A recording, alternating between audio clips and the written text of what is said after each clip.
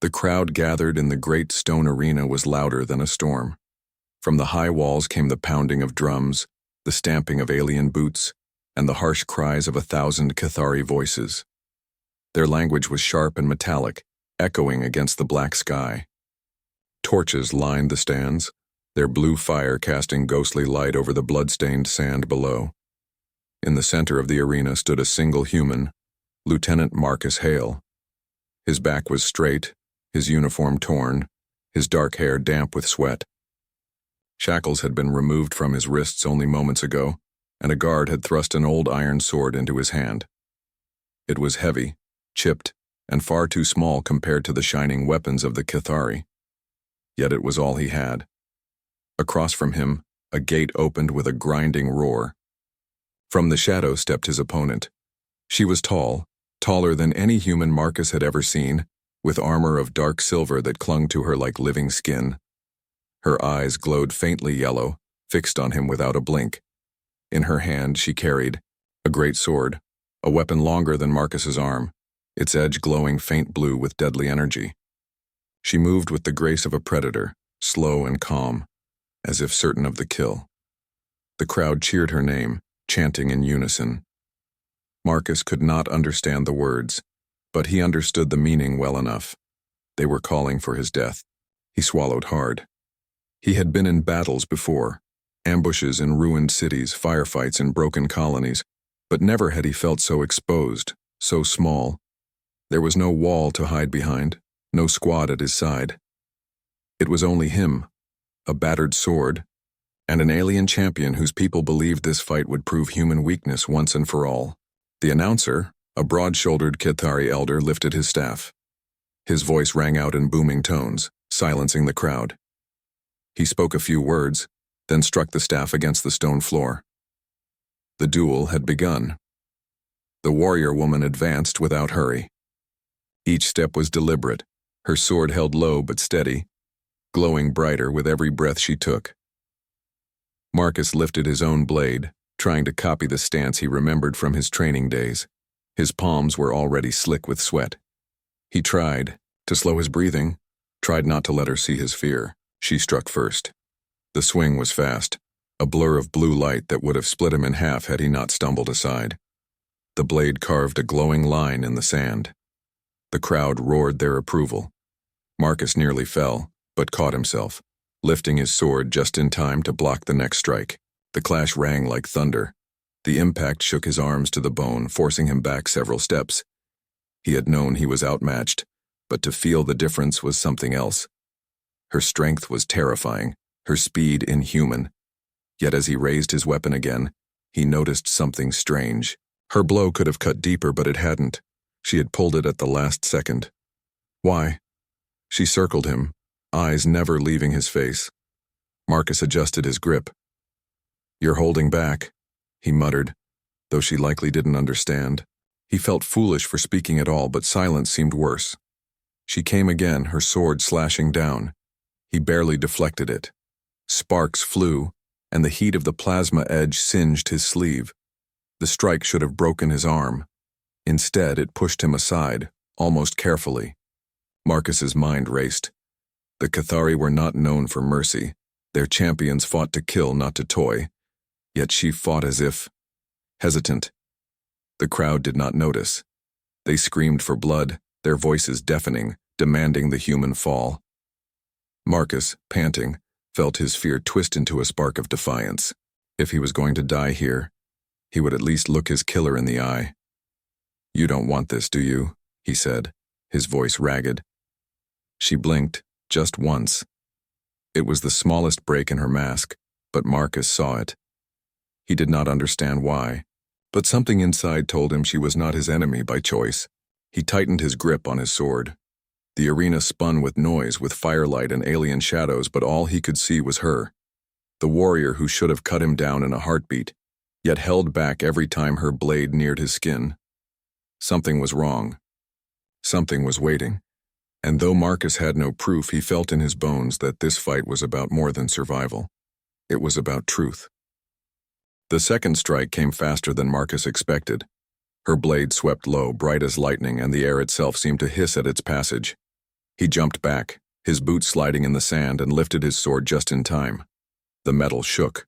In his hands, the shock running through his shoulders like fire. He gritted his teeth and forced himself to hold on. The warrior woman pressed forward, and the duel became a storm. Strike after strike rained down, each one meant to crush, to break, to end the fight quickly. Marcus's arms burned, his breath came sharp, and his legs begged for rest. He had no chance of winning, not against speed and strength like hers. Still, he fought. Each parry, each desperate dodge, earned him another second of life. But again he noticed it. She was holding back. Her blows were precise but never final. Her swings missed him by inches when they could have been perfect. Her eyes, glowing faintly under her helm, watched him too closely as if searching for something. Marcus's mind whirled. Why would a Cathari champion hesitate? Why risk dishonor in front of her people? The crowd didn't see it. They saw only sparks and steel, the clash of alien power against human struggle. They roared with joy each time his sword nearly snapped, their voices rising like a wave. But Marcus felt it. He could not explain how, but he knew she was testing him, not killing him. At one clash, their swords locked. Her weapon pressed down with a weight that nearly bent him in half. Sparks flew between their blades, the light dancing over her face. For a heartbeat, their eyes met. Marcus thought he saw something there. Doubt, or maybe sorrow. "You don't want to kill me," he whispered. Her eyes flickered. Just for an instant, her strength weakened, and Marcus pushed back with everything he had. The lock broke. She stepped away, her chest rising and falling with a deep breath. The crowd shouted in confusion. A duel was meant to end quickly. Why did she hesitate? Marcus wiped blood from his lip. His heart pounded so hard he felt it in his throat. Every part of his body screamed for him to stop, to drop the sword, and accept death. But his spirit refused. Something inside told him this was more than a fight. Something ancient moved in the air between them. The warrior woman lifted her sword again, but slower now. She circled him, her feet barely stirring the sand. Marcus followed her movements, sword raised, though his muscles ached. His vision blurred with sweat. He blinked, and in that blur he thought he saw a shadow behind her. An image faint as a memory. A name came to his lips, unbidden. He didn't know where it came from. He almost spoke it then. But fear stopped him. What if he was wrong? What if it was madness? Nothing more than exhaustion twisting his mind.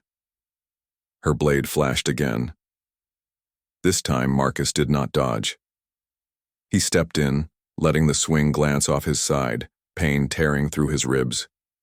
He used the moment to strike back, his sword slashing across her arm. Sparks flew. The blow left no mark on her armor, but the crowd roared with shock. The human had struck the champion. She looked at him as if startled. Not angry, startled. Marcus staggered back, gasping. His ribs burned, but he forced himself to stand tall. "Why do you hesitate?" he called out, his voice rough but clear. "Why don't you finish it?" She froze. For the first time, her sword lowered slightly. The crowd shouted in protest, demanding blood, but she did not move. Marcus's mind turned again to that strange whisper of a name. It was not a human word. It was not English, not any language he knew. Yet it had burned itself into his thoughts since the night before. A dream, strange symbols, voices he couldn't understand, and this single word repeating, pulling him toward this very moment. He swallowed, his throat dry. He could barely breathe, but he forced the sound out. Lirana. The name cut through the noise like thunder. The crowd fell silent in an instant. The warrior woman's eyes widened. Her sword slipped from her hands, falling into the sand with a heavy thud. Marcus stared at her, chest heaving. He didn't know what he had done, but he knew it mattered. The entire arena seemed to hold its breath. She looked at him with something far stronger than shock. It was fear. And behind that fear, something like recognition. Marcus did not understand how or why or what this meant.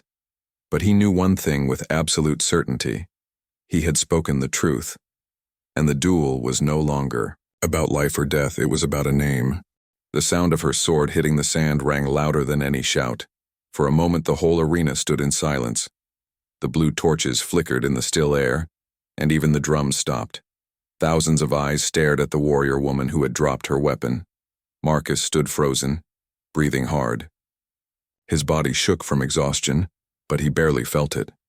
All he could see was her face. The warrior's mask of cold control was gone. Her eyes, glowing faintly yellow, were wide with shock. She looked at him as if he had torn away a secret she had hidden all her life. The crowd erupted. Angry cries filled the air, voices harsh and disbelieving. Warriors pounded their fists against the stone, demanding she pick up her weapon. Elders shouted orders. Guards shifted uneasily at the edges of the arena. None of them could understand why their champion had stopped. But Marcus understood one thing. He had spoken her true name. Lyrana, he whispered again, almost afraid of the word. It felt alive in his mouth, heavy with meaning he could not explain. Her gaze locked on him. The look in her eyes was not hatred. It was something far stranger. Recognition, fear, and relief. She took a step back, her breath quick, her chest rising and falling beneath her silver armor. The sword lay, forgotten at her feet. For a Kithari warrior, that was unthinkable. To cast aside one's blade was the greatest dishonor. Yet she did not reach for it. The announcer shouted angrily from the stands, his staff striking the stone floor again and again. His words carried through the arena, sharp and furious. He demanded she fight. He demanded she kill the human. But Lyrana did not move. Marcus lifted his sword weakly, more for balance than threat. His ribs ached and his arms felt like lead, but he forced himself to stand tall. He would not let them see him falter. "What does it mean?" he called out, his voice hoarse but steady. "Why does that name matter?" She stared at him for a long moment, her lips pressed tightly together. Then, in a voice soft enough that only he could hear, she spoke. "You should not know it." Marcus blinked, stunned. The words were clear, though her accent was rough. He had not expected her to speak his language. "How do I know it, then?" he asked. Her jaw tightened. "It is mine," she said. "It is the name given to me before. I was born. Only my blood should know it. Not you, not any human." Marcus's heart pounded harder. He didn't understand, but the truth pressed at the edges of his mind. He remembered the dream, the voices, the strange light, the word echoing in his head until he woke. It hadn't been chance. It had been something else, something older. The crowd's fury grew louder. Some shouted for her execution. Others demanded Marcus be torn apart where he stood. The elders looked uneasy, whispering among themselves. Lyrana finally bent down. For a moment, Marcus thought she would pick up her weapon, but instead, she touched the sword's hilt, then left it in the sand. She straightened and faced the crowd, her voice ringing out in her own tongue. The Kithari howled back at her. The meaning was lost on Marcus, but he understood the reaction. She was refusing. She was breaking the rules. Two guards stepped forward, weapons raised. Marcus tensed, preparing for death. But Lyrana raised her hand, and the guards froze. Even without her sword, her authority was clear. She shouted something to the announcer, her voice firm, unyielding. The elder slammed his staff again, his face twisted with rage. Yet he hesitated. Fear glimmered in his eyes as he looked at Marcus. Lyrana turned back to him. "They will not kill you now," she said, her voice low. "Not while I live." Marcus stared at her, trying to read the meaning behind her words. Why would she protect him? Why would the sound of her name matter more than her honor? "You knew me?" she whispered suddenly. Her voice was almost a question. "Before this battle you saw me," Marcus swallowed. "In a dream," he admitted. "I saw your face. And I heard your name." Her eyes widened again, and for a moment, fear flickered across her features. She looked up at the sky, at the stars beyond the arena walls, as if searching for an answer. The crowd's shouts grew louder, their anger boiling into chaos. Guards struggled to keep them back. The elders argued among themselves. But none of it mattered to Marcus. He could only watch Lyrana, who now stood between him and death, her empty hands raised, her body a shield. Whatever power bound her name to him, it was stronger than tradition, stronger than fear, strong enough to stop a duel that had been meant to end his life. And Marcus understood at last that this was no accident.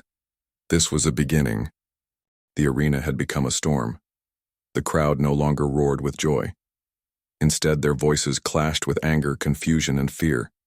Some shouted for blood, others demanded order, and many could only stare in disbelief at the warrior woman who had cast aside her blade. The duel was broken. Marcus stood in the middle of it all, chest heaving, sword heavy in his hand. He felt the tension in the air like a rope pulled too tight. One wrong move, one wrong word, and the crowd would rush down and tear him apart. Yet he could not look away from Lyrana. She had become the center of the storm. Her stance was firm, her chin lifted. She faced her people without fear, though Marcus could see the strain in her eyes. She spoke in her own language, her voice sharp and commanding. The sound cut through the chaos, demanding silence. Slowly, the shouting softened. Though it never fully ended, Marcus wished he could understand her words. But he didn't need to. The reaction of the crowd told him enough. Some Cathari leaned forward, listening with shock. Others shook their heads, spitting curses. The elders in their high seats whispered urgently, their expressions grim. Then one elder rose. His armor was older, more ceremonial than practical, and his staff glowed faintly as he raised it. His voice was deeper than the others, carrying authority that silenced even the angriest shouts. He pointed at Marcus. Lyrana's head snapped toward the elder, her eyes narrowing. She barked a reply, defiant, almost daring him to push further. The elder's face twisted with anger. He slammed his staff against the stone, the sound echoing like a crack of thunder. Guards moved at once, stepping toward Marcus with weapons drawn. Marcus's heart lurched. His tired arms lifted his sword, though he knew it was hopeless. He was barely standing. But Lyrana stepped in front of him, raising her hands. The guards froze. For a long moment, no one moved. The crowd held its breath, waiting. Lyrana spoke again, slower this time, her voice carrying a weight Marcus had not heard before. It was not the sharp tone of a warrior. It was something older, steadier, almost ritual. The words rolled through the air like a chant. The elder's eyes widened. He shouted for silence, but the crowd erupted again. This time the noise was not just anger. It was fear. Marcus looked between them, trying to piece it together. He had no answers, but he felt the truth pressing closer. Whatever she had said, it had shaken them deeply. The elder barked orders, pointing at Marcus with fury. The guards hesitated, looking uncertain. Lyrana turned to them and spoke one sharp command. To Marcus's shock, the guards stepped back.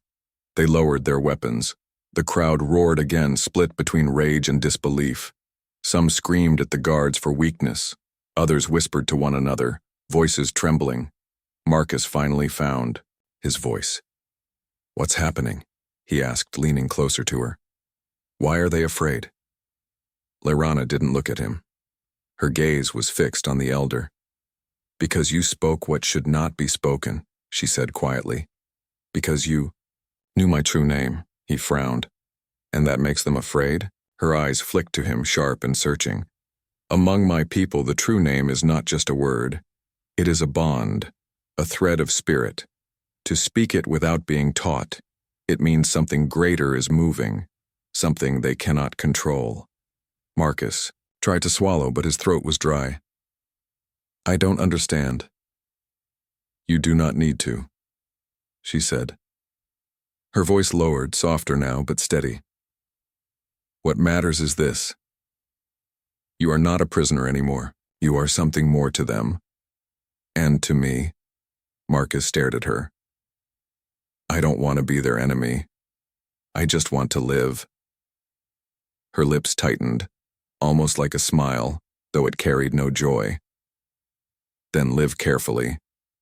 The elders will not accept. What happened today?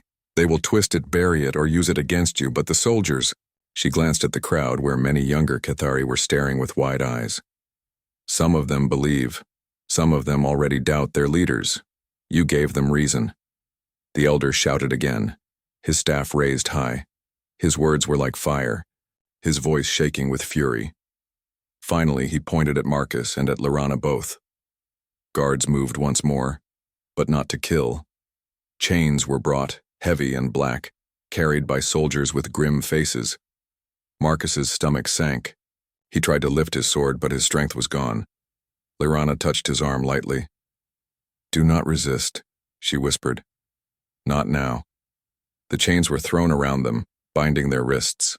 The crowd roared approval at last, though it was not the roar of triumph Marcus had expected. It was uneasy, broken, filled with questions. As they were dragged from the arena, Marcus looked at Lorana. Her eyes met his, steady despite the chains. For the first time since the battle began, he felt a spark of hope. Whatever had started here was not ending in chains, it was only beginning.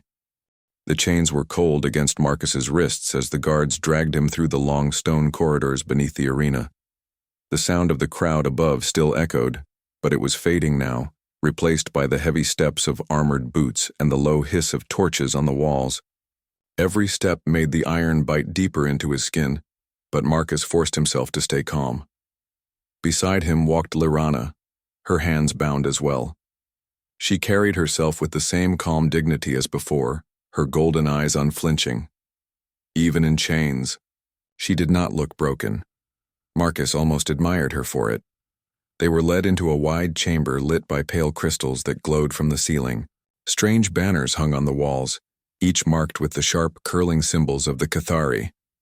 At the far end of the room sat the elders, 5 of them, cloaked in robes lined with silver. Their faces were stern, their eyes glowing faintly in the dim light. The guards forced Marcus and Lorana to kneel. The chains rattled loudly in the silence. Marcus tried to lift his head, refusing to bow completely. The eldest among them leaned forward. His voice was deep, heavy with authority. Though Marcus could not understand the words, the meaning was clear. They demanded answers. One of the elders pointed at Marcus, then at Lorana, and spoke sharply. Lorana did not answer at once. She looked at Marcus, as if weighing whether to reveal something. Then she turned to her people and began to speak. Her voice was calm but strong, carrying across the chamber. Marcus could not follow the words, but he watched the reaction. The elders shifted uneasily. One clenched his fists. Another leaned back as if struck. The guards glanced at one another, uncertain. Whatever she was saying, it was shaking them. Finally, she stopped. The chamber was silent except for the faint hiss of the crystals. Then the eldest elder spoke again, his tone slow and deliberate, as if reciting something from memory. Marcus frowned, straining to catch even a fragment of meaning. To his surprise, Lorana translated for him under her breath. "They speak of the old songs," she whispered. "Words written long before my people sailed the stars. A warning, a promise." Marcus's pulse quickened. What kind of promise? Her eyes stayed on the elders, that one day when the Cathari had fallen into pride and cruelty, a voice not of our blood would call the warriors back. A voice from a world of soil and flame.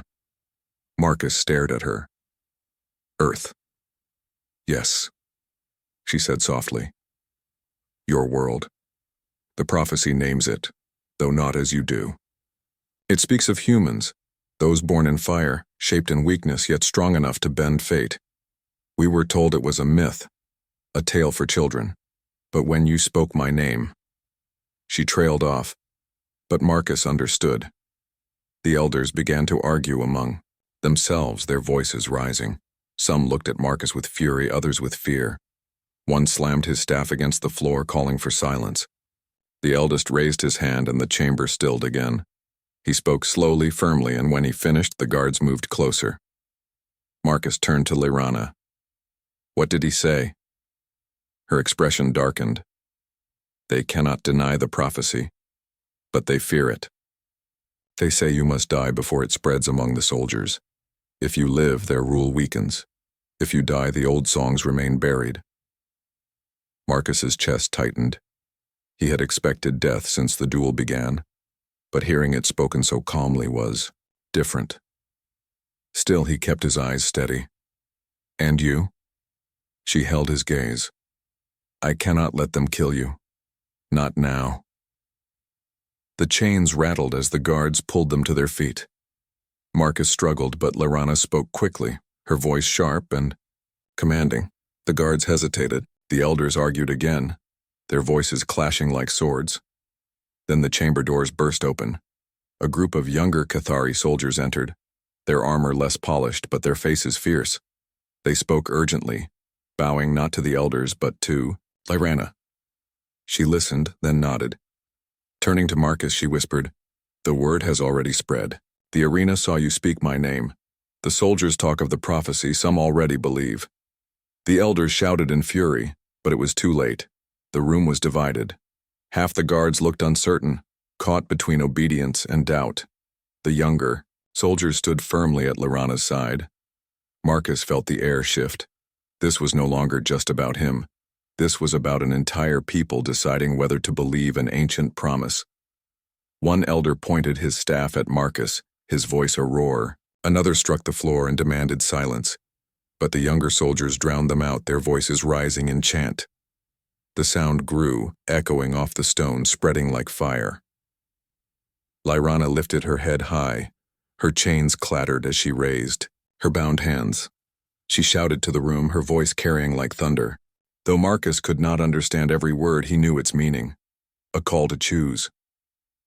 The elders shouted back, their faces red with rage. But Marcus saw fear in their eyes. The prophecy they had denied for centuries was alive before them, and they could not kill it without tearing their people apart. As the guards shifted uneasily, Marcus realized the truth. The prophecy was no longer a story. It was real, and he was standing in the middle of it. The chamber exploded with noise. The chants of the younger soldiers clashed with the shouts of the elders. Spears rattled against stone, and boots stamped the floor in anger. The air itself seemed to shake under the weight of voices. Marcus stood, in the middle of it, still chained, but he no longer felt like a prisoner. He could feel the tide shifting, the balance of power breaking apart right in front of him. The elders were losing control. Lyrana stood tall beside him, her golden eyes burning with fierce determination. Even bound, she commanded the room. The younger warriors looked to her as if she had already become their leader. The elders saw it too, and their faces twisted with fury. One elder raised his staff high, the crystal at its tip glowing with harsh light. He shouted, his words heavy with authority. The guards who still obeyed him moved quickly, raising their weapons toward Marcus. Lyrana stepped in front of him. Enough, she cried, her voice ringing out like a blade. The soldiers froze. The younger ones answered with cheers, shouting her name. The elders tried to drown them out, but it was no use. The room was split in two. Marcus's heart raced. He had been in battles before, but this was something else entirely. This wasn't just a fight for survival. It was the birth of a rebellion. The eldest elder slammed his staff against the floor. The sound cracked like thunder. He barked orders, his voice shaking with rage. At his command, a group of loyal guards surged forward. The younger soldiers moved to block them. Metal clashed with metal, the chamber filling with the sound of battle. Sparks flew as swords struck armor. The once sacred hall of the elders became a battlefield. Marcus stumbled back, still chained, trying to stay out of the way. A guard lunged at him, but Lyrana intercepted the blow with her bound arms, twisting the weapon aside. She kicked the guard backward, then grabbed Marcus by the wrist. Stay close to me, she said sharply. He nodded, his breath heavy. I don't exactly have anywhere else to go. She almost smiled, though her eyes stayed fierce. With her free hand, she grabbed a fallen guard's sword. The energy blade hummed to life. Even in chains, she moved like lightning, cutting through the next attacker with precise, controlled strikes. The younger soldiers fought at her side, shouting her name again and again. Marcus could see it now. The rebellion was no longer hidden. It was alive, growing louder with every clash of steel, but the elders were not powerless. The eldest raised his staff once more, chanting in a low, ancient voice. The crystal glowed brighter, filling the hall with a harsh red light. The loyal guards rallied, pushing back with renewed strength. Marcus felt the ground tremble beneath him. He didn't understand the power the elder wielded, but he knew it was dangerous. Lyrana saw it too. "We cannot fight them here," she said quickly. "The staff binds them. It gives them command." "Then we leave," Marcus said. Her eyes met his, and for a moment he thought she would refuse. But then she nodded. She shouted an order to her soldiers, pointing toward the side corridor. At once they began pushing toward the door, forming a shield around her and Marcus. The loyalists fought to block them, but the younger warriors pushed through with desperate strength. The clash of steel and the roar of voices followed them down the corridor as they forced their way out of the chamber. Marcus stumbled as they ran, his chains clattering, but Lyrana never let go of his arm. She guided him through twisting halls, the sound of pursuit close behind. The younger soldiers guarded their retreat, their chants echoing through the stone corridors. At last they burst into the open night. The arena towers rose behind them, lit by blue torches and the glow of fire. Shouts rang out from the streets below as the city woke to chaos. Lyrana pulled Marcus to a stop. She turned, her chest heaving, her golden eyes fierce under the starlight. Around them, her soldiers caught their breath, bloodied, but alive.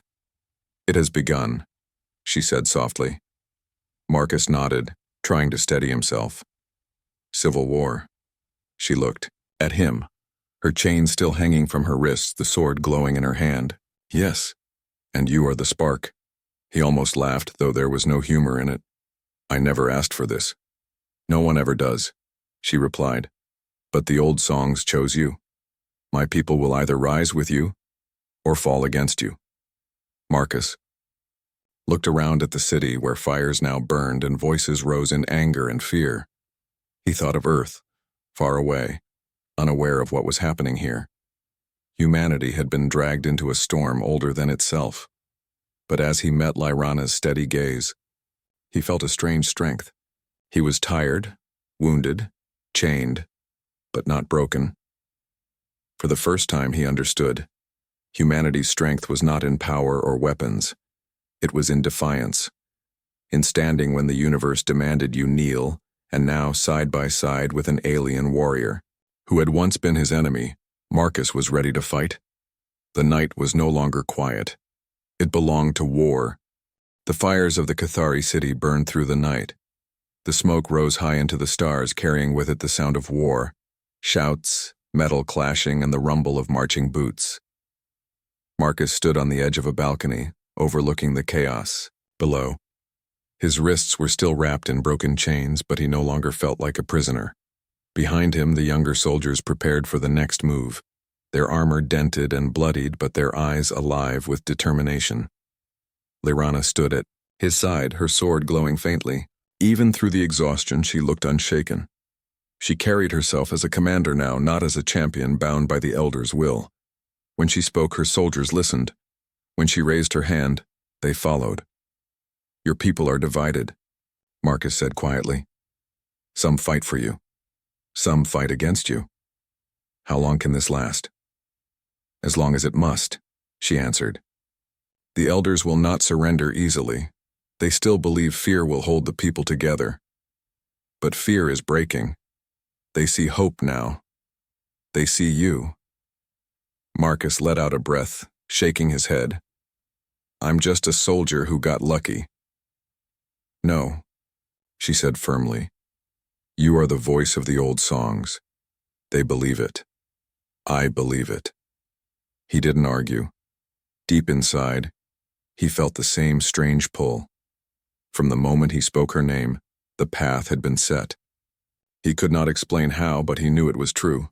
A horn echoed from the streets below. The sound was harsh, commanding. Lyrana's soldiers tensed. One ran forward, his chest heaving as he gave a hurried report. Lyrana listened, then turned to Marcus. "They are gathering," she said. "The elders have called their loyalists to the central square. They will make their stand there." Marcus tightened his grip on the sword he had taken from a fallen guard. It was heavy, the energy blade unstable, but it was better than nothing. He met her gaze. "Then that's where we go." Lyrana nodded once. She lifted her sword, and her soldiers rallied. Together, they poured into the streets, moving. Through smoke and rubble, the city was chaos. Fires lit the night, shadows running through the alleys. Families huddled in fear as soldiers clashed in every corner. Some Cathari looked on in silence as Lyrana passed, their eyes wide, their voices whispering her name. Others shouted curses, throwing stones loyal to the elders. At last they reached the central square. The wide space was filled with armored soldiers, banners of the elders raised high. At the far end stood the elders themselves, their staffs glowing with dark red light. Their voices carried across the square, promising order, demanding obedience. The loyal soldiers roared their support. The square became a sea of weapons and armor, all pointed toward Lyrana and Marcus. Marcus swallowed hard. "That's a lot of them." Lyrana stood firm, her sword glowing in the firelight. "Then we show them why we are here." Her soldiers spread out beside her, chanting her name. The sound rolled across the square, clashing with the chants of the loyalists. For a moment, it was only voices, a battle of will. Then the elders raised their staffs and the loyal soldiers charged. The square erupted. Swords clashed, shields shattered, cries filled the night. Marcus fought with everything he had, his blade sparking against enemy weapons. His body ached, his lungs burned, but he did not fall. Every strike, every step forward, was survival. Beside him, Lyrana moved like fire. Her sword cut through the loyalists with speed and grace, her voice shouting commands that turned chaos into unity. Her soldiers followed her every move, pushing forward against the tide. The battle raged, but slowly. The loyalists began to falter. Some hesitated. Some dropped their weapons. The prophecy burned in their minds, louder than the elders' orders. The eldest elder, seeing his power slip, raised his staff high.